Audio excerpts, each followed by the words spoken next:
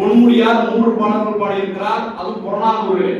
பெரும்பான்மையான பெண்பால் புலவர்கள் அகத்தை புறத்தை கலந்து பாடுவார்கள். இன்னும் சொல்ல போனால் அகத்தை மட்டுமே பாடக்கூடிய காலகட்டத்தில் பொன்முடியார் 3 பாடல்கள் பாடினால் கூட வரலாற்று சிறப்புமிக்க பாடல்களாக அவை இருக்கின்றன.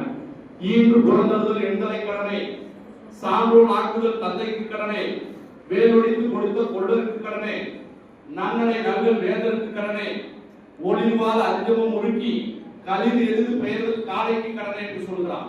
தன் மகனை போர்க்களத்தை அனுப்பி வைக்கின்ற தாய் தன்னுடைய பிள்ளையை பார்த்து எப்படி உன்னுடைய கடமை என்று சொன்னால் கடமை என்பது பொருள். இன்றைய காலகட்டத்தில் கடன் என்பது மருவி வருகிறது. நம்ம ஒரு இடத்திலே வாங்கிய பொருள் திருப்பி கொடுக்கிறது என்பது பொருள். ஆனாலும் கூட கடமை என்பது அதான். ஒரு இடத்திலே நாம் அந்த அன்பையோ அல்லது உரிமையோ பெற்றுவிட்டால் ஒரு மீண்டையும் செலுத்த வேண்டும் என்பதுதான் பொருள். அதுதான் கடன். ஆக ஈன்று பிறந்தவர்கள் கடனை, ஒரு தாயாக நான் இருந்து உன்னை பெற்றெடுத்து தருவதனுடைய கடன் 10 மாதங்கள் 2 மாதங்கள் தருவது சொல்வது அந்த குழந்தையை தருவது தாயினுடைய கடமை. அந்த குழந்தையை நல்ல சான்றோராக்குதல். இன்றைக்கு சான்றோர் என்று சொன்னால் கல்வி அனைத்திலும், அன்றைக்கு பொருள். அப்ப அவனை சிறந்தவனாக மாற்றுவது தந்தையினுடைய கடமை. போர்க்களத்துக்கு செல்கின்ற அந்த வீரனுக்கு வலிமை மிக்க வேலை அமைத்து தருவது கொள்ளருடைய கடன். அரசனுடைய கடமை என்ன?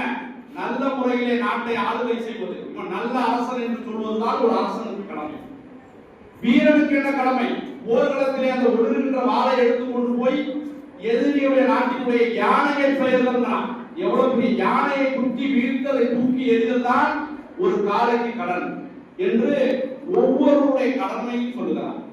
ஆக அந்த பகுதியை ஆளுகின்றவர்கள் எப்படி இருக்க வேண்டும் என்று சொன்னால் நல்லவராக இருந்தால் தான் அந்த பகுதி நல்லவராக இருக்கும். அவை சொல்லுவார், நாடா ஒன்றோ காடா ஒன்றோ அவளா ஒன்றோ விசையா ஒன்றோ எவ்வளவு நல்லவர் ஆனவர் அவ்வளவு நல்லை வாழிய நிலை என்று சொல்லுவார்.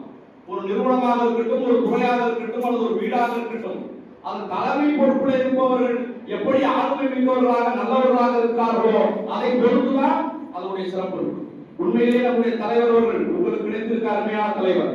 முதல்வர் சிறப்பாக இருக்கிறார், குல முதன்மை இருக்கிறார், முதல்வர் இருக்கிறார், துணை முதல்வர் இருக்கிறார், துறை தலைவர், பேராசிரியர் எல்லாம் நல்லவர்களாக இருக்கின்ற பொழுது நீங்கள் கண்டிப்பாக மிக நல்லவர்களாக மாறிவிடுவீர்கள். மாற்றத்தில் இல்லை.